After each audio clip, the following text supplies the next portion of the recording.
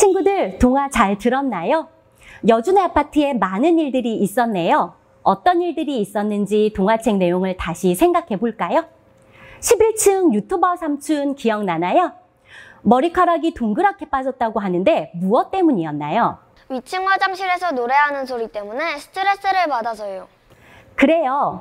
화장실 벽은 소리가 울려서 작은 소리도 더 크게 퍼지게 돼요. 그러므로 큰 소리가 나지 않도록 조심해주면 좋겠어요. 그럼 10층 쌍둥이 할머니 이야기 해볼까요? 할머니는 밤에 왜 잠을 못 주무셨나요? 윗집에 사는 유튜버 삼촌이 밤에 운동을 해서요.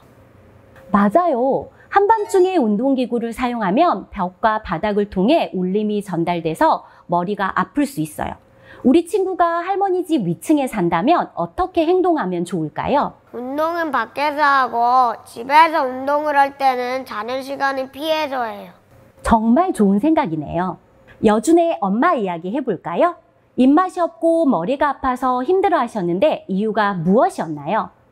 윗집에 사는 쌍둥이들 발소리 때문이에요. 여주도 깜짝 놀랄 때가 많다고 했어요. 그래요.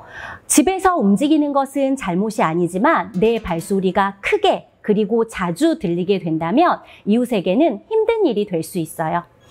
발소리가 크게 나지 않도록 이웃을 배려하는 마음이 중요해요. 여주 아랫집 웹툰 작가 언니가 예민해진 이유는 무엇이었나요? 여주가 밤늦게까지 피아노를 쳐서요. 동생이 노는 소리도요.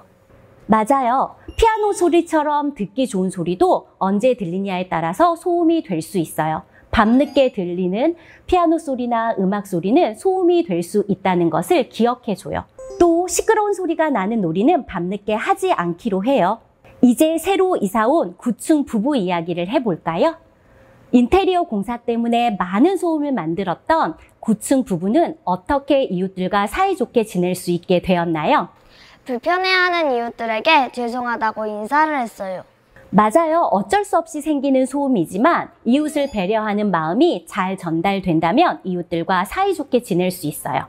부부의 진심 어린 마음이 반장 아주머니의 마음을 푼 것처럼요.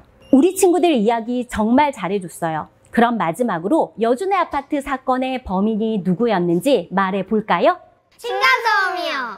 네, 층간소음 때문이었어요. 층간소음을 줄이기 위해서는 어떤 행동이 소음을 만들어 이웃을 불편하게 할 수 있는지 알고 있는 것이 아주 중요해요. 그리고 이웃을 배려하는 마음으로 소음을 만드는 행동을 줄이려고 노력하는 것이죠. 그럼 친구들, 층간소음을 줄이기 위해 친구들은 어떤 행동을 할 수 있을지 생각해보고 동화책에 적어볼까요?